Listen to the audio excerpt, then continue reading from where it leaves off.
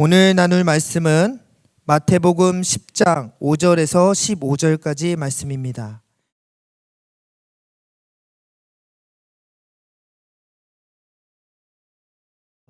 혹시 최근 한 달 전에 개그의 대부이자 선구자였던 전유성 씨가 하늘나라로 가게 되었습니다.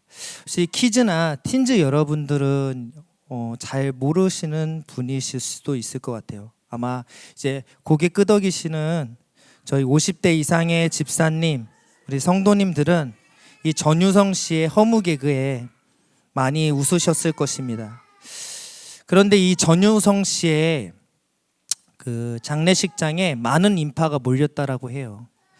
근데 그 많은 인파가 몰렸던 이유들을 들어보니까 그 전유성 씨가 살아생전에 했던 개그 이전에 전유성 씨가 살아생전에 행하였던 그 행동이 굉장히 주목이 되었습니다. 그것은 바로 끊임없이 개그계에서 무명이었던 인물, 세상에 알려지지 않았던 그 인물들을 원석을 발굴해내서 그 진가를 알아봐주고 그 잠재력과 진면목을 끌어다 줬다라는 거예요. 그래서 우리가 대표적으로 알고 있는 인물만 해도요, 이영자 씨, 또 조세호 씨, 박준영 씨, 김신영 씨, 또 뭐 개그 쪽에서 슈퍼주니어의 뭐 희철, 이특, 신동 등 참으로 많은 인생들을 거두고 도와줬다라고 합니다. 아무것도 아닌 인생 가운데 그들의 진가를 발견하게 하고 훈련시키시고 교육하고 또 그들이 세상 가운데 또 무대 가운데 나아가서 그들의 맡겨진 일들과 역할들을 묵묵하게 감당할 수 있도록 배려했던 고 전윤성 씨의 모습들이 참으로 귀감이 되는 모습이지 않을까라는 생각들을 가졌어요. 사실 이것은 전유성 씨 이전에 예수님께서도 먼저 우리의 삶 가운데 보이셨던 모습이셨습니다. 오늘 본문을 어떻게 보면 예수님께서 아무것도 아닌 제자들에게 먼 미래를 보고 첫 사역의 기회를 제공하고 있는 본문이 오늘 본문의 내용입니다. 근데 오늘 본문의 첫 출발의 시작점은요, 9장 후반부로 시작합니다. 이제 8장 9장에는 예수님의 사역들이 있었죠. 귀신을 고치시고 병자들을 고치시고 귀신을 쫓아내고 또 눈먼 자를 고치시고 예수님의 하나님 나라의 기적들을 보이시며 9절 말미에 이런 말씀을 하시거든요. 영혼이 불쌍한 영혼들, 이러한 불쌍한 영혼들이 너무 많은데 추수할 일꾼이 없다 말씀하시면서 이제 10장에 그 추수할 일꾼으로서 12제자를 콜링하시는 부분이 저번 본문에 등장합니다. 그래서 오늘 본문에는 이 예수님의 12제자들의 이야기들을 하게 되는데요. 이 제자들 가운데 우리가 공통점이 있습니다. 바로 제자들은 세상에서 어떠한 명성이 있거나 크고 대단한 사람들이 아니었다라는 거예요. 우리 제자들의 면면을 한번 살펴보십시오. 우리 저기 마태 같은 경우는 그때 당시 이스라엘이 로마의 지배 가운데 있었잖아요. 근데 그 로마의 한쪽 편에 서서 이스라엘의 세금을 징수했던 인물이 바로 세리 마태였습니다. 또 로마의 압제에서 벗어나고자 했던 반란군인 열심당원 시몬, 또 심지어 예수님을 배신하는 가룟 유다까지 12제자에 기록되어 있어요. 무엇보다 이 가룟 유다를 제외한 11명의 제자들이요, 다 갈릴리 출신이라는 거예요. 또 4명은 갈릴리 출신 중에서도 어부 출신입니다. 갈릴리는 그때 당시 이스라엘의 북부 지방으로서 유대 지방과 사마리아 지방보다도 더 경제적으로 빈곤한 도시였어요. 실제로 갈릴리 사람은 그때 당시 종교 지도자들이나 바리새인들에게는 굉장히 비주류, 촌놈, 또 사투리를 쓰는 열등한 곳으로 취급받는 곳이 바로 갈릴리 땅이었습니다. 근데 진짜 역사적 데이터에 따르면요, 갈릴리 지역은 예언가나 제사장이 한 명도 배출된 적이 없는 굉장히 비주류 촌놈들이 가득한 곳이 바로 이 갈릴리 땅이었어요. 그래서 그 유명한 말이 있잖아요. 나사렛에서 무슨 선한 것이 날 수 있느냐. 이 나사렛은 갈릴리에 예수님이 태어나신 작은 도시입니다. 나사렛에서 선한 것이 나올 수 없다라는 말처럼 요점은 제자들이 갈릴리 사람들은 주류에서 인생에서 벗어난 비주류의 인생, 또 A급이 아닌 B급의 인생이었다라는 거예요. 제자들은 평범하다 못해 어려운 삶을 살아갔던 사람들이었고, 사람들의 존경을 받기보다는 소외되고 별 볼 일 없는 인생을 살았던 인물들이 바로 이 제자들이었습니다. 그러니까 예수님께서는 사실 이 제자들, 빈곤하고 어렵고 B급 인생이고 비주류의 인생을 살았던 제자들을 사실 콜링하기보다는 그들이 만났던 회당장 야이로나 바리새인이자 유대 지도자였던 니고데모를 부르시는 게 맞았어요. 그런데 예수님께서는요, 이들보다도 평범하고 별 볼 일 없는 이 제자들을 부르십니다. 그리고 이제 이 제자들에게 자신이 직접 행하셨던 그 일들을 제자들에게 행하시는 거예요. 그래서 오늘 본문의 구체적인 지침이 5절, 15절에 기록되어 있습니다. 이 내용들을요, 여러분 한번 우리가 제자가 되었다고 생각하고 예수님이 우리에게 명령하신 명령이라고 생각하고 한번 들어보시면 좋을 것 같아요. 잃어버린 영혼을 향하여 달려가 합당한 영혼을 찾을 것. 합당한 영혼이란 복음을 받아들이는 영혼을 말합니다. 합당한 영혼을 찾을 것. 또 예수님이 행하신 권능을 행하며 거저 받은 만큼 거저 줄 것. 그리고 전도할 때 금은 동전, 가방, 신발, 지팡이든 모든 것을 지참하지 말고 주님만을 전적으로 의지할 것. 그리고 이게 중요합니다. 다른 사람의 집에 들어가 반드시 평안의 복음을 전할 것. 평안이라는 것은 샬롬으로 그때 당시에 하나님 나라의 통치가 임할 것을 그 집에 들어가 선포하라고 이야기하는 거예요. 근데 여러분, 이 복음이라는 것이 달콤한 말만 있는 것이 아니잖아요. 복음 안에는 반드시 심판과 지옥의 메시지가 포함되어 있어야만 합니다. 심판이 없는 복음의 선포의 말씀은요, 반쪽짜리 복음의 선포입니다. 그런데 중요한 것은 여러분들, 우리가 제자의 입장을 가지고 한번 이 말씀을 들으라고 했잖아요. 근데 여러분 어떻습니까? 굉장히 부담되어지는 말씀 아닙니까? 우리가 이 복음의 심판의 복음을 전하고 거저 받은 것을 거저 줘야 하고 금은동 지팡이를 가지지 말고 동전을 가지지 말고 전도를 나아가야 하고 또 예수님이 행하신 권능을 행하여 나아가야 하는 것. 그러니까 예수님이 우리에게 맡겨주신 이 일들은요, 굉장히 부담스럽고 어떻게 보면 우리의 힘과 능력으로는 도저히 감당할 수 없는 일들이라는 거예요. 그래서 1절에 이렇게 기록되어 있는 것입니다. 권능을 주시니라라고 마지막 절에 기록되어 있어요. 이것은 무엇이냐면 성령의 권능을 주신다라는 거예요. 이것을 기록한 것은 분명한 이유가 있습니다.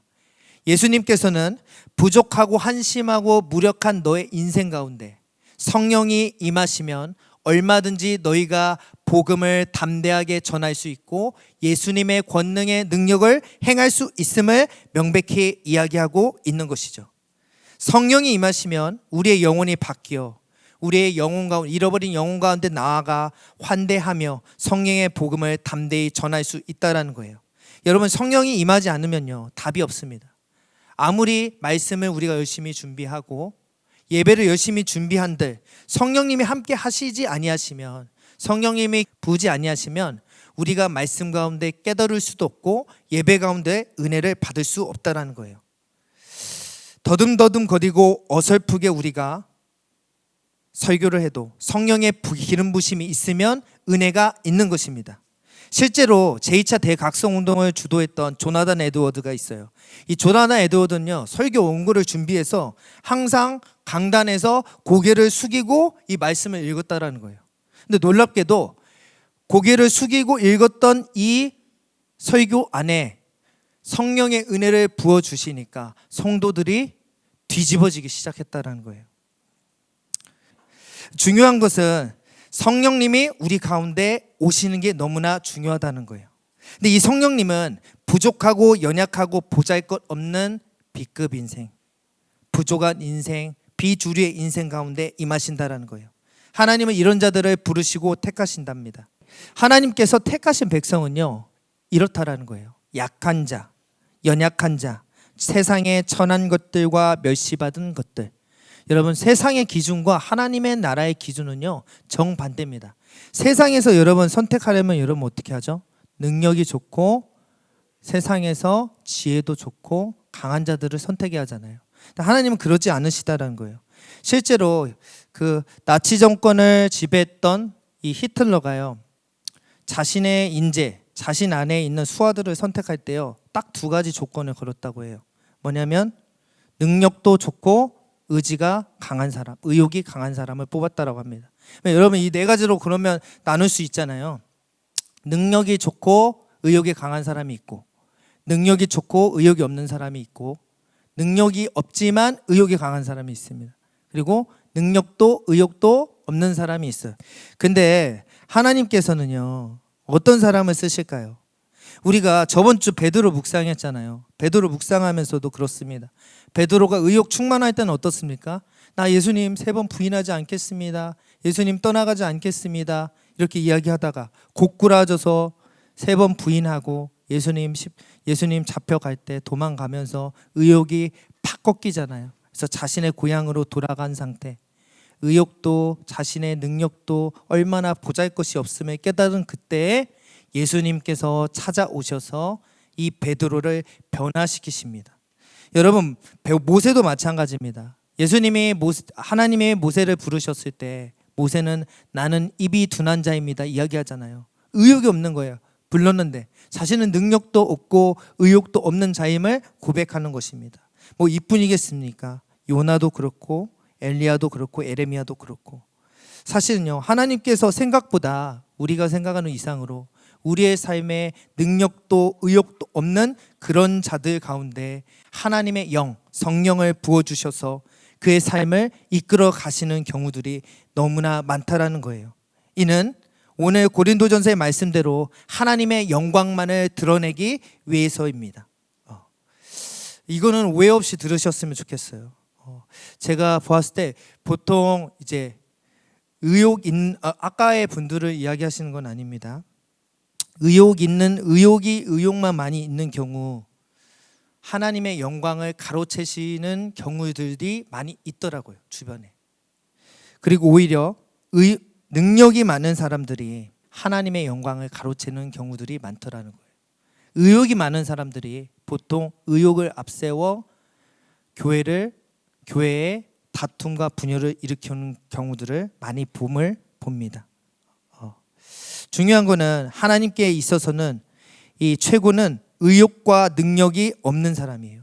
하나님은 이 소망 없는 인생, 비주류, B급 인생, 아무것도 아닌 그 인생을 들어 사용하셔서 자기의 영광을 나타내시고 자신의 일들을 이루어 가시는 분이심을 여러분 믿으시기 바랍니다. 여러분, 그 산 증인이 저잖아요. 저도 보면요 능력도 없고 사실은 의욕도 없는 사람에 속합니다. 이런 이야기하면 또 목사님 뭐 겸손하게 이야기하는데요, 제 실상이 진짜 그래요. 제가 저를 봤을 때 제 삶에 참 제 자신을 봤을 때로 뭐 가진 어떠한 능력이나 의욕이 있다라는 생각들이요 들지 않을 때가 있습니다. 역기능적인 가정에서 때로는 삶의 질서도 없고 뭐도 잘 모르고, 그런데도 하나님께서는 이 영혼을 사용하시더라는 거예요. 저는 저의 삶이 성령님께서 제 삶을 인도하시고 주도하신 삶의 결과물이라고 믿습니다. 그래서 저 사실은요 그런 소망이 있긴 해요. 뭐냐면 제가 뭐 어떤 능력과 소망을 가진 목사로 남기보다 한평생 저를 봤을 때 진짜 성령님이 임하시면 이 모든 것이 성령 안에서 가능하구나, 이러한 것들을 소망을 주는 목사이고 싶습니다. 우리의 삶도 여러분 마찬가지입니다. 주님은 이런 연약한 보잘것없는 인생 가운데 주님의 성령을 담으사 우리의 삶을 언제든지 빚어 가실 수 있는 분이시라는 사실을 기억하실 수 있는 여러분 되시기 바라요. 그래서 여러분들, 우리의 부족함과 한심함 때문에 우리가 자폭하거나 자책하는 인생을 살지 않는 여러분 되시기 바랍니다. 우리의 삶의 조건 때문에 여러분 불평하지 마십시오. 우리의 조건 때문에 하나님의 일들은 절대로 좌지우지되지 않습니다. 우리의 한계, 연약함, 부족함으로 인해서 하나님의 일들은 하나님께서 하나님의 일들을 진행하는 데 있어서 전혀 부족함이 없음을 기억할 수 있는 여러분 되십시오. 그래서 아들아, 딸아, 내가 있잖아. 그렇게 네가 잘나지 않아도 괜찮아. 네가 잘났다고 내 일이 잘 되는 것도 아니고, 네가 몰랐다고 내 일이 방해되거나 중단되지 않는다. 이 음성이 여러분들 가운데 들려질 수 있는 여러분 되시기 바랍니다. 사실 우리 앞에 이것이 있을 때, 내가 너무 잘나지 않아도 괜찮구나, 너무 못나지 않아도 괜찮구나 라는 이것이 있을 때 우리가 예수님 안에서 참된 자유함을 누릴 수 있는 거예요. 성령님이 함께 하시면 우리의 부족함과 함께 연약함, 그 어떠한 인생이라도 굽어 살피실 수 있는 분이 우리의 하나님이심을 기억하실 수 있는 여러분 되시길 바랍니다. 사랑하는 여러분, 솔직히 우리는 갈릴리 사람의 갈 같습니다. 자랑할 것도 없고 사람이 인정해주는 위치에 있지도 않고, 사실 이 자본주의 세상, 하나님이 지배하는 이 세상이지만 자본주의 이 세상 가운데 돈과 권력이 없으면 비주류의 인생, B급 인생을 살 수밖에 없는 것이 우리의 인생이잖아요.